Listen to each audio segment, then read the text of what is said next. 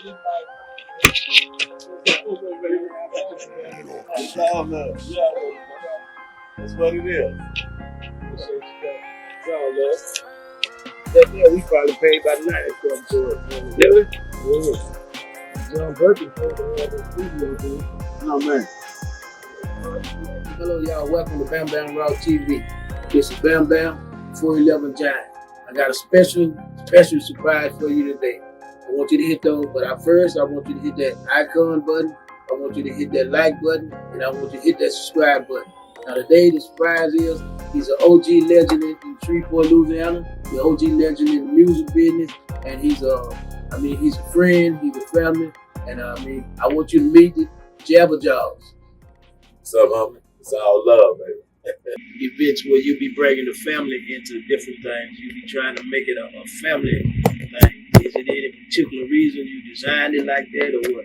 Yeah, it's designed to teach the young kids to respect, but to be involved and to get them involved. And most importantly, you keep the parents involved with the kids, and that's what makes the tight knit, just bringing them all together, do events where the entire family can participate, not just the older folks or the younger kids. You want some events, you just want them all like a family affair, whether it's going out on a skate outing or something in the park, family son, father son dance, anything, just try to encourage these kids to stay active, but also it's about respect too.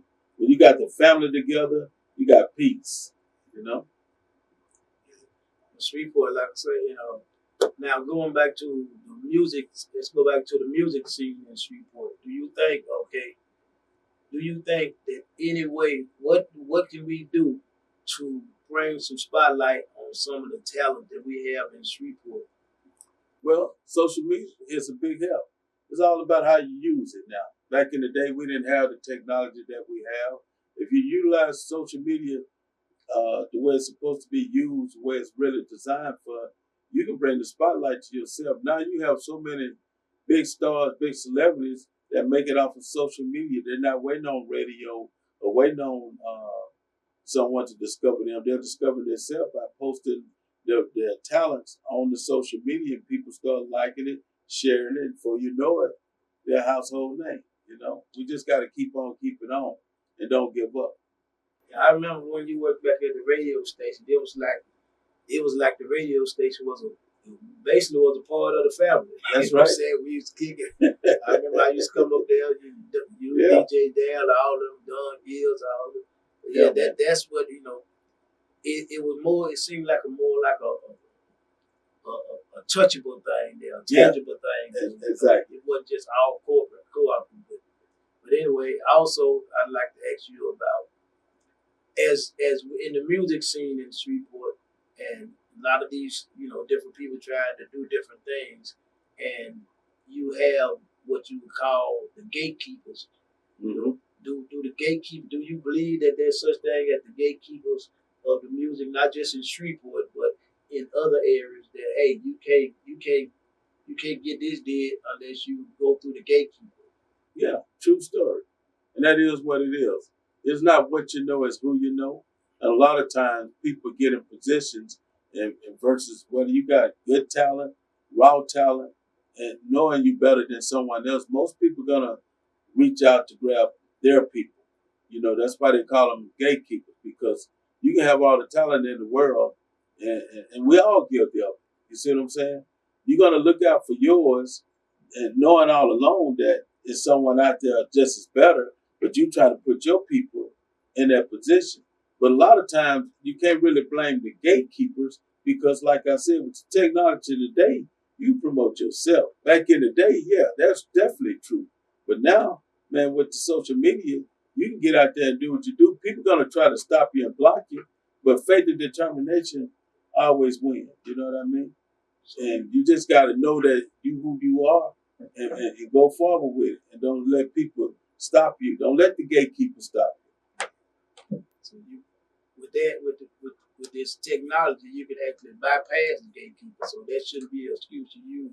Yeah, exactly. Just got to put in the work, man. Yeah, you got to put the footwork down. Yeah, and you got to know it. Like I said, faith and determination. God first, and be determined by putting in the work. We all get doors closed. We all get people not believing in you. But as long as you believe in yourself and continue to go forward to knowing God got it, it's going to work out fine.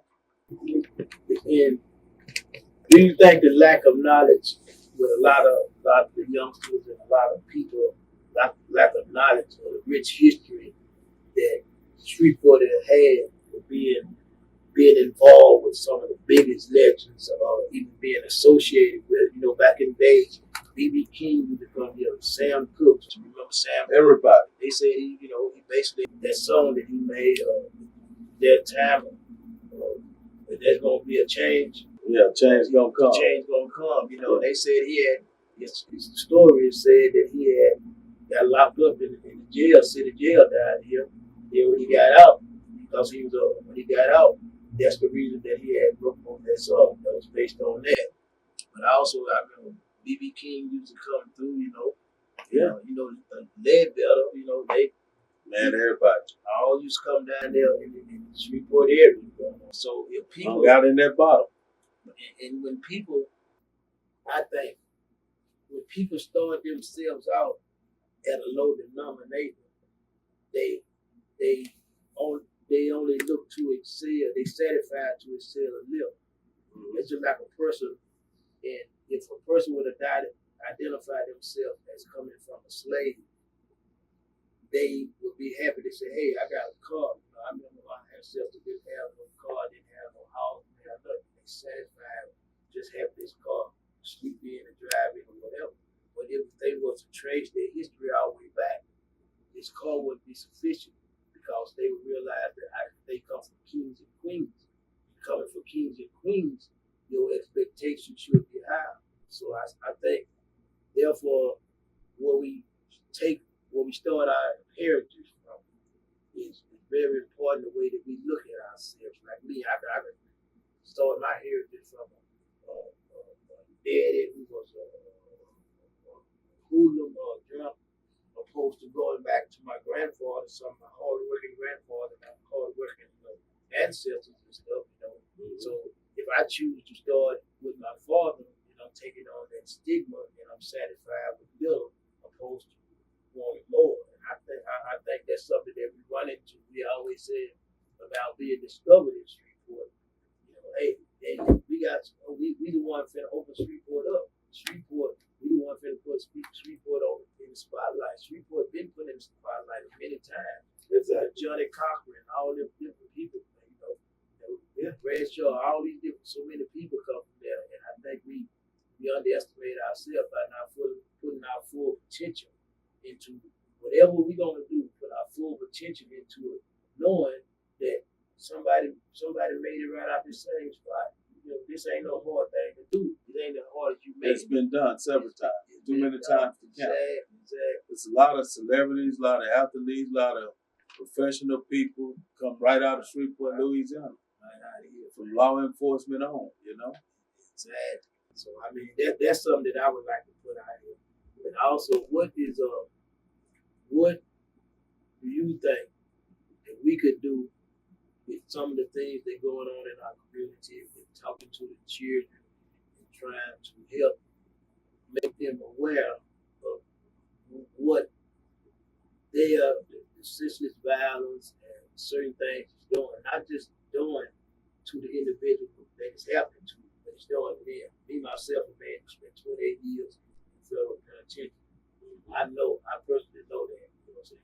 So I like to know how people like me and you can get together, and people like you and other people who have been through this here, how can you take us and use our voice and try to help get them to understand. We're not trying to make you do nothing, trying to get on you, get down, get back. We trying to help, because when I don't do nothing, I tell people right now.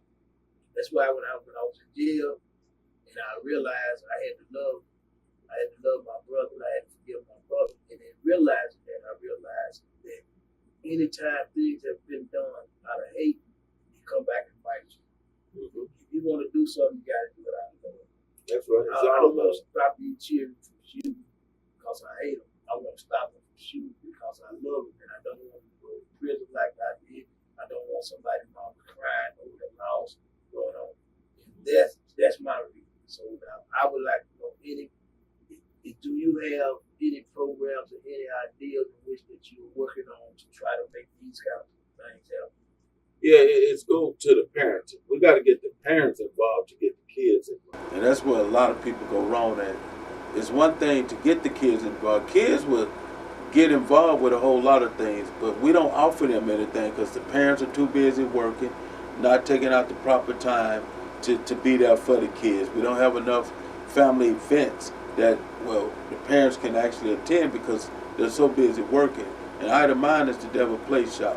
We got to get the parents, grandparents, kids, everybody involved. We got to start doing more family-oriented events, not to just allowing the kids to just wander off and do whatever they want to do because you're doing your thing. We got to start bringing it back together. When we were growing up, we had a lot of family events. It was about the neighborhood, even if it was just a block party, auntie there, uncle there, cousins, everybody. And we've gotten away from that.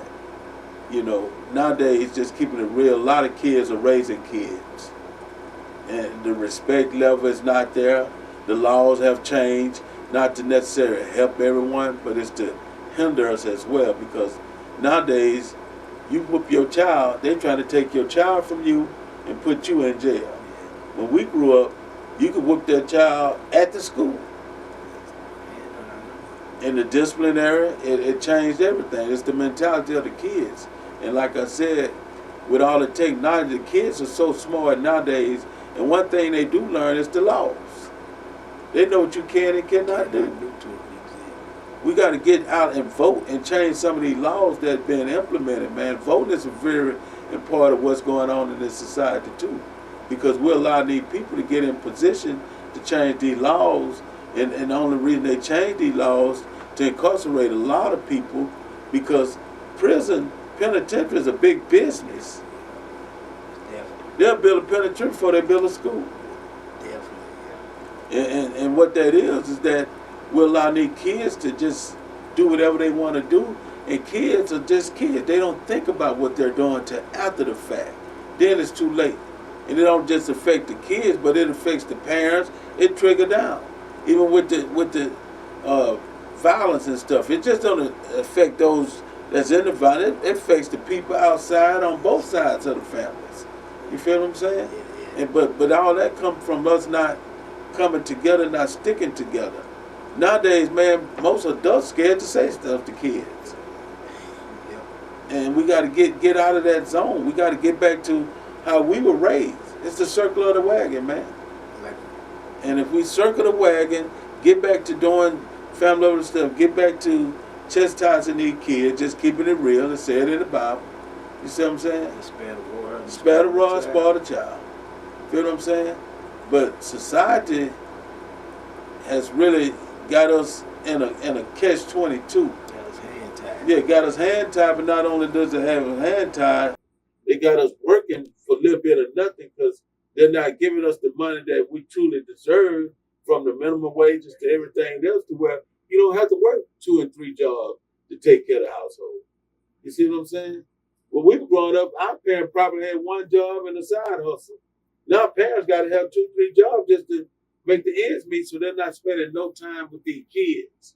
And what they're doing, they're giving these kids these phones, and everything is on the phone.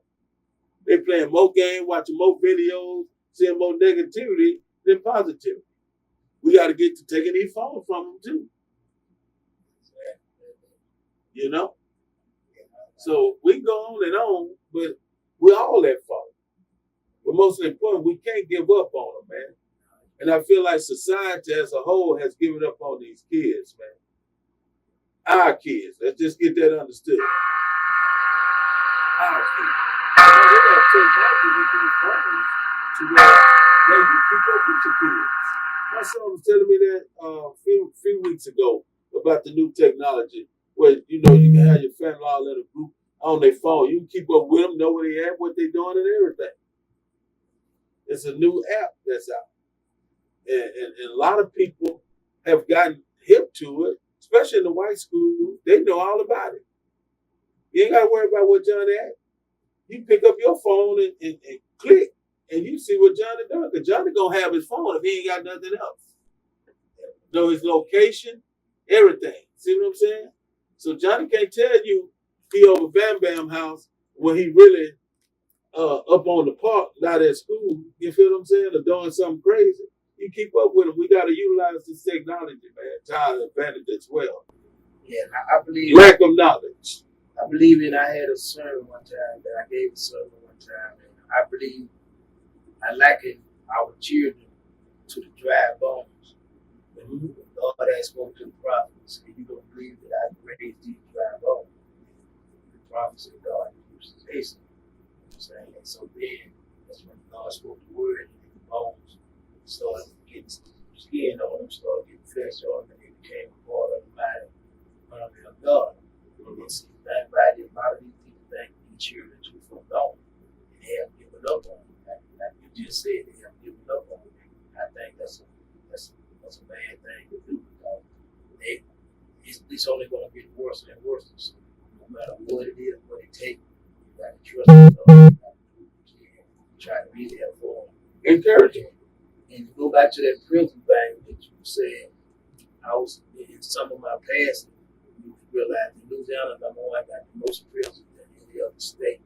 And that should be in big business. And Louisiana take their prisons, they calculate how many prisons they're gonna make. If you look at it, they got material. They calculate the amount of prisons they're gonna build based on the SAT scores of the children in that children. So that's what they're using. So instead of, when they see the children got a low SAT scores, instead of finding a way to increase that, raise it up, they're trying to find a place to put them so they can make money out of them. Exactly. Private prisons. Yeah. If the state does not keep private prisons at least 70% full, then the private prison can sue the state. So what they gonna do? They gonna go get children who neighborhood they gonna get them out of. Yeah. So yeah, I do believe in that. I do understand that prison is a big business. That's why they're not doing everything to stop it. But I thank you for your question. I mean, for your answer. I appreciate you answering my question. And it was a lot of different stuff rolled into one. And I hope people enjoyed it. Yeah, it's all love, man. And also, we ain't gonna forget about a big thing on the schedule, right? We ain't gonna forget about them Saints and Cowboys playing tomorrow night. Oh man, come on, man. You know, they know who it is when them Saints come marching in. Yeah. It's over with, Dallas. Count who? You can't forget that there. Yeah, it's all love, man. Gotta bring that up. You dealing with two Saints fans here, so believe that. You gonna get the best of them tomorrow. Yeah, I already opened up my can. Okay, then. I'm looking for a good game. What kind of can you got? I said, that old ass wood. I ain't heard that one in a while. Yeah, make sure every last one of them, we're going to take every last one of them can up there.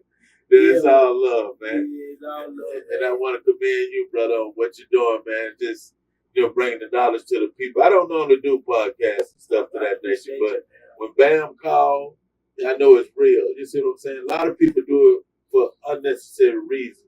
A lot of people do it for likes, man. A lot of people do it just to, for whatever other reason than to really pour back and to give back. And I know what you stand for.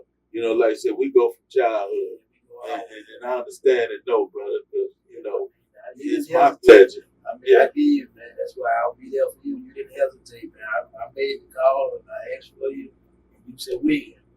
Yeah, we still got that same connection, brother. That's right. And I appreciate you, man. I thank you so much for being who you are and the thing that you've done for this city, you know what I'm saying, and for the music in this city, for the children in this city, and for me, myself in this city. I want to commend you and thank you, brother, for allowing me to be on your program. You see what I'm saying? Again, like he said, y'all go look up that. Thank God.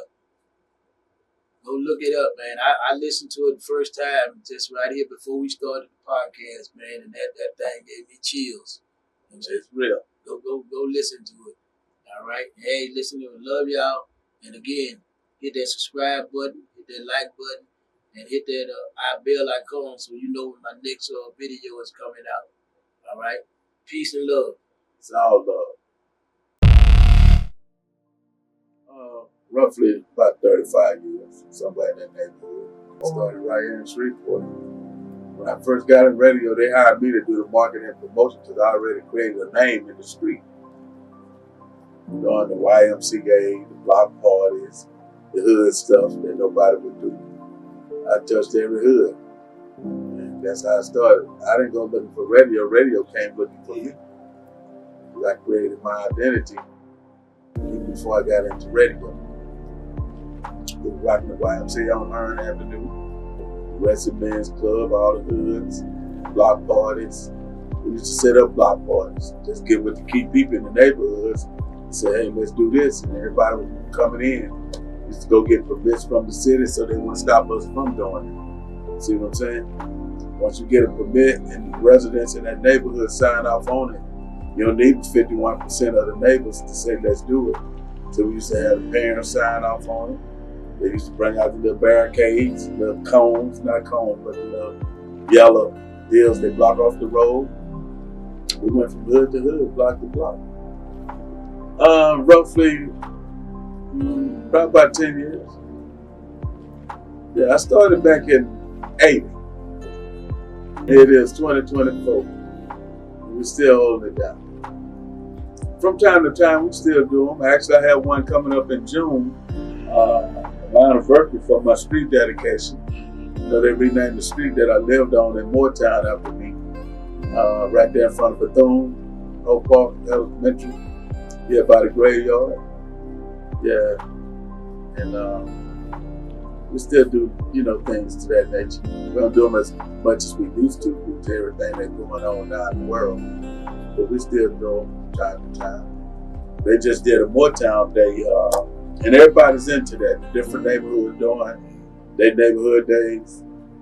And it's mainly to remind them youngsters where it all started from. We got away from all that.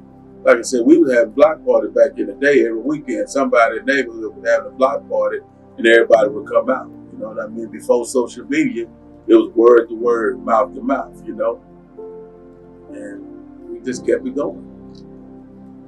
It's the circle of the wagon.